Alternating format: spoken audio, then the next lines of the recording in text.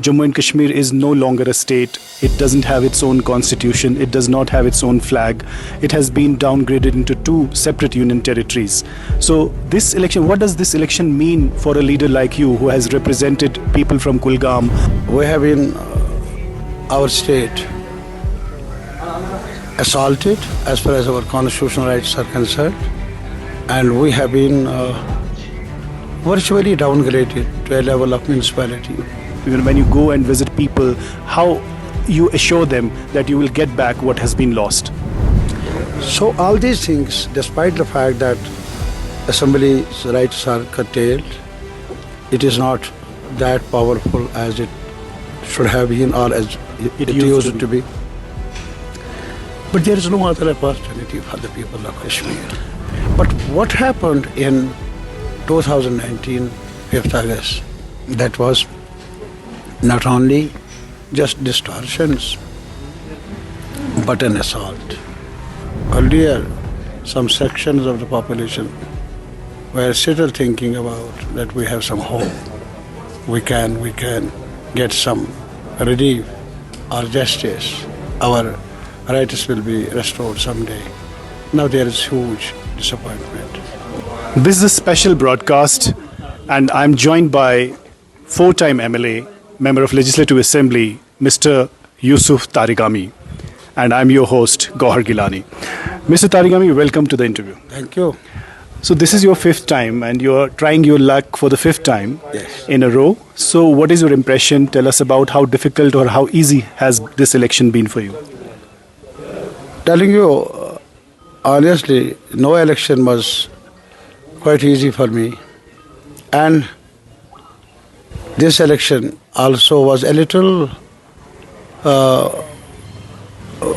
felt a little relaxed atmosphere and a little more opportunities for me to reach to the people.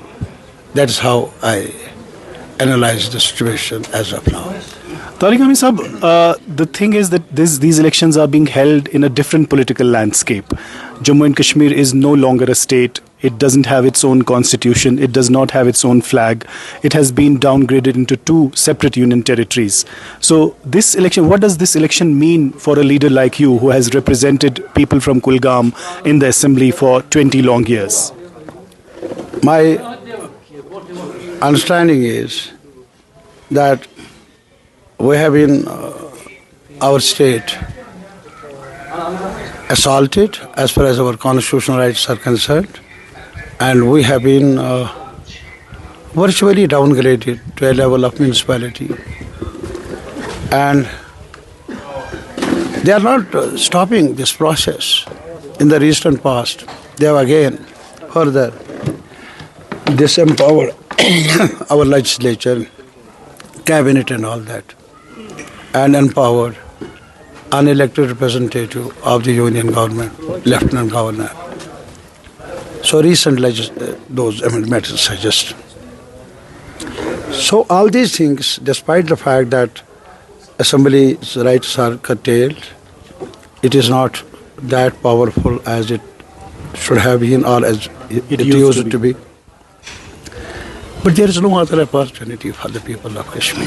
Mr. Tarigami, if we look at the constitutional rights, like right from 1965, when the constitutional posts like Prime Minister, Wazir-e-Azam or Sadr Riyasat, the President, were removed, and then slowly the Supreme Court's jurisdiction or Election Commission of India's jurisdiction was extended to the state. And then 75 Accord happened when Sheikh Abdullah returned to power. And from there onwards, there have been several instances until 87 elections, and then there was like post-87 scenario. So when you go before your people, there has been a series of, kind of blows as far as rights of Jammu and Kashmir as a state are concerned. So what are your new issues? What you go to, when you go and visit people, how you assure them that you will get back what has been lost? If you analyze it objectively, the whole processes, as you mentioned, those are significant, I think, distortions of the rights which we had. Whether it is downgrading the status of our Prime Minister or President and all that, we have been virtually disarmed. But if you go through, if you critically analyze this whole process, of course, I don't agree with what has happened earlier. My position, my party's position has been for genuine peace, restoration of original, that conditions of accession or whatever the pact was there, that has to be respected. But unfortunately, that got eroded by successive governments. But what happened in 2019, 5th August, that was not only just distortions, but an assault on the very bond of relationship which we had negotiated. We means the leadership of state with the leadership of the country. And I had, my opinion is, it's not only assault on the people of Jammu and Kashmir. If you go through deeply and analyze it, you'll find that it is an assault on the republic itself.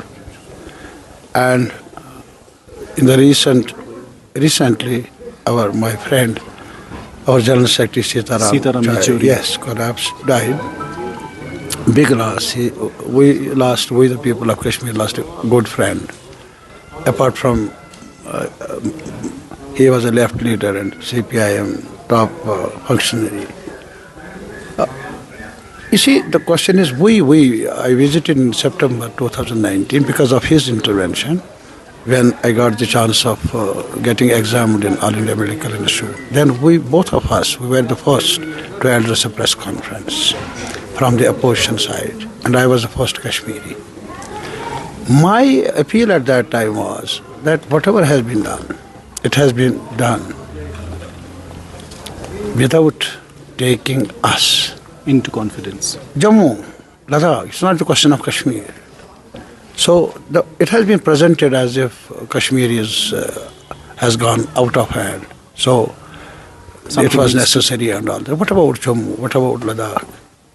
And our constitutional order is not suspended, should have not been suspended as far as Jammu and Kashmir is concerned. But if it has been done there for Kashmiris, for Jammu people, who knows who will be the next target? It is an attack on federalism as well. I explained it in the press conference itself. That's why I say it's an assault on the republic. The republic itself. You know, our democratic rights, rights of speech, rights of expression, association, freedom of press, you know, all this. Where is the freedom? And that freedom is not only curtailed virtually, it is culled. And we are being treated as enemies of the country. We are listed among others, as if we are not part of the country. So, if Tarigami sir, if we talk about Kulgam, it has been the bastion of your party. You know, you have been winning from here. It has also been kind of a favorite. It has been a collage of sort of a blend of different ideologies. Jama'at-e-Islami has also survived here. It has seen militancy also. So, given this context, what do you think has changed post 2019? Is this a paradigm shift that you think has happened, as you rightly pointed out that it was an assault? So, but what do you think will be its fallout? You see, the fallout is that earlier some sections of the population were still thinking about that we have some hope. We can get some relief or justice. Our rights will be restored someday. Now there is huge disappointment. Is there helplessness, disappointment? Hopelessness, helplessness, both. And that's my worry. So what do you think about delimitation? You know, people call it gerrymandering, that, you know, increasing 6 seats to Jammu from 37 to 43 and only 1 seat for the Kashmir Valley. How do you view the delimitation exercise as a whole? Now this government is talking about integration as if earlier regimes were not working for integration. I should remind them when I was in the legislature, the government led by Farooq Abdullah suggested some amendment in the constitution of Jammu and Kashmir for postponing the delimitation process and carrying it with the rest of the country that is in 2026. This government came, they changed everything, including wanted to conduct delimitation of the constituencies earlier. Why so? Just because they wanted a government of their choice. For that, they wanted to increase the number of one region which can favor them, so that they can manipulate the formation of the government. That is the purpose. That is the end game. End game. And that is getting expressed now. Now you are talking about national conference. My friend was talking here. It's not a question of national conference, Congress and Tarigami or PDP. The question is they are disarming the people. Now who says that national conference or Tarigami? I will take myself. If they contest ABC, we are welcome. And it's not the question of whether I like it or not, but that is the process, a genuine process. Whatever they are doing, it is not being done through a genuine process. So do you think all these independent candidates, some purportedly from the banned organizations, do you think it's not an organic process and it's not out of their volition? Do you smell something, something is fishy? It's not a question of smelling. It is now open. And the only thing is that we have to express it. I'm one who cannot hide the facts. I'm drawing lessons for myself. Some commentators are also seeing this Kulgam contest as a contest between communism versus Islamists. How do you see it? Unfortunate. This will be, I never fought elections on the basis of socialism and all that. I never claimed to build socialism in one constituency. Just I claimed that there has to be some sort of a development, which I did, which I tried to. And I think partially I succeeded. Mr. Tarigami, one assembly segment can change the system. So it's not that. Versus Islam and all that. All these people are Muslims here who voted earlier. And they know I was elected. I did not say anything. I did not do anything which has hurt their feelings and gone outside the frame of development, which I claimed that should be the agenda. And there was this People's Alliance for Gupkar Declaration, which came as a forum and of which you were not only the chief spokesperson but also a convener. What happened to that? People are saying that it is now a rumor which has vanished into thin air. It's not that. I think it emerged out of the concern of the situation, serious situation. I want to remind through you that it is on 4th of August 2019 that most of us, the political leaders from different political parties, including those who sided with the government later on, they met at Farooq Sahib's residence and then adopted a resolution called later on Gupkar Declaration. And what is the essence of the declaration is that there are rumors about trifurcation, bifurcation, abrogation and all that. We appeal to the Prime Minister, please look into it. If these things are going to happen, this will disorient the whole process for normalcy, peace, and integration as a whole.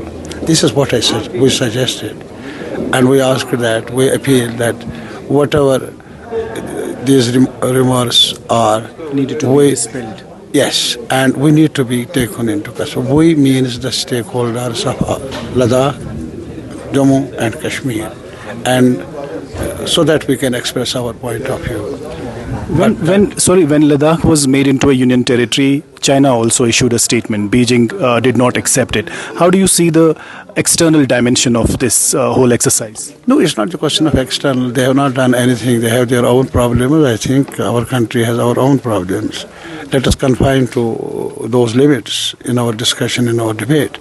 You see, the question is not Chinese expression. Now look at it. Leh celebrated it at that time. In the beginning. In the beginning. And now it is Leh, Kargil together. Not only demanding, they came on street. Protesting. And in minus temperature, 15 temperature, while as in Kashmir, we are yet to pick up the courage or get some opportunity to protest against other issues as well. And that's why you see the difference. Now they are talking about protection of land, protection of job, and sixth schedule, legislature. And sometimes they are talking that we were better before when we were part of Jammu and Kashmir. So do you think the anger is there, the disappointment is also in Jammu and Ladakh, not only in Kashmir? If you just analyze the recent election results, 2 constituencies there, you'll find out the graph of the support that has come down. And I hope, if at all, there is an organized opposition in Jammu, it will be difficult for BJP. So one question, like all scholars or historians like A.G. Noorani, Abdul Ghafoor Noorani, who recently passed away, or Dr. Sumantra Bose, and other historians have pointed out that from 1951, when the elections to the Constituent Assembly were held under Sheikh Abdullah as chief administrator and later the prime minister, all elections until 1972 were somehow farces. They were rigged, and not only 87. But how, since then there has been some kind of a confidence after 2002. And given this election, do you think there are some other hands, hidden hands? Certainly. You see, I have been of this opinion that most of the time we have our participation in democratic process has remained unacceptable to those ruling the country in authority in Delhi. But one important development has taken place. The shift in Indian politics, the country's politics. Apart from opportunism, that type of opportunism, now it has shifted to something more. It is virtually targeting minorities as well. It is targeting not only the rights of the people of Jammu and Kashmir, they are now assaulting the rights of the states, the spirit of the constitution. You mean the federalism? Federalism itself. So that is happening. So just 2 days before or 1 day before, they have submitted the report, that committee, one nation, one election. What does it mean? One nation, one language. So uniformity. And this is uniform. So do you see this as an attack on diversity? It is attack on the very spirit of the constitutional order. And it is an attack on the very foundations of the union of states, the union of India. And I'm worried about that. It will have serious implications. One last question, Tarigami Saab. There have been other independents. There have been some independents also previously associated with banned organizations.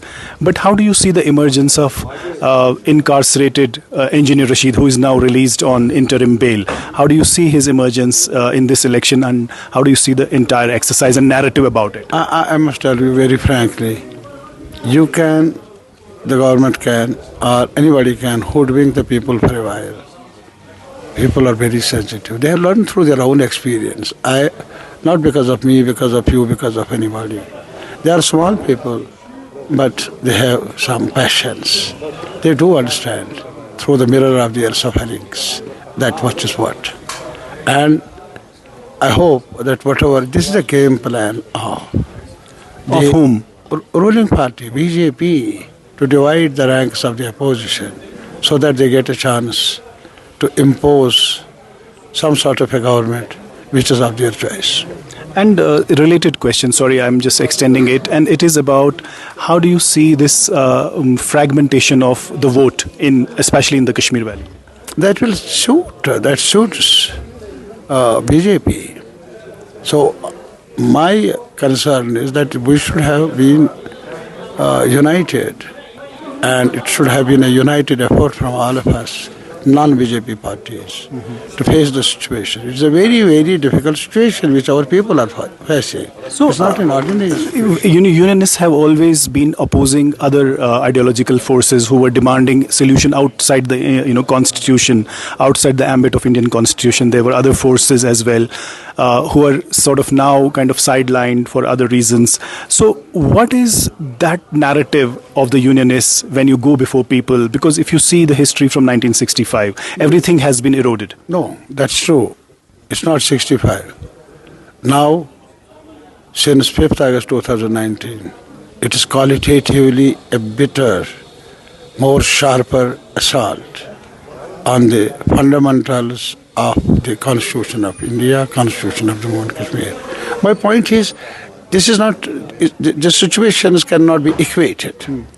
There is a huge turn now, not for better, but for something bad for us in Jammu and Kashmir.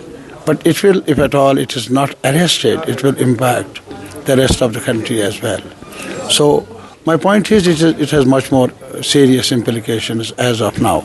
So our choice is, one, to work in defense of the Constitution itself with those who are talking in the rest of the country that constitutional order must be safeguarded. That is building alliances is very important. important. That is in our interest as well. And Kashmiris cannot get anything, cannot think of getting any big relief from this regime in isolation from other areas of the state and from the rest of the country. And we have to, you see, specifics of a situation should not be ignored. So the question is moving forward, and then when there are obstacles, huge obstacles, it's not the old order.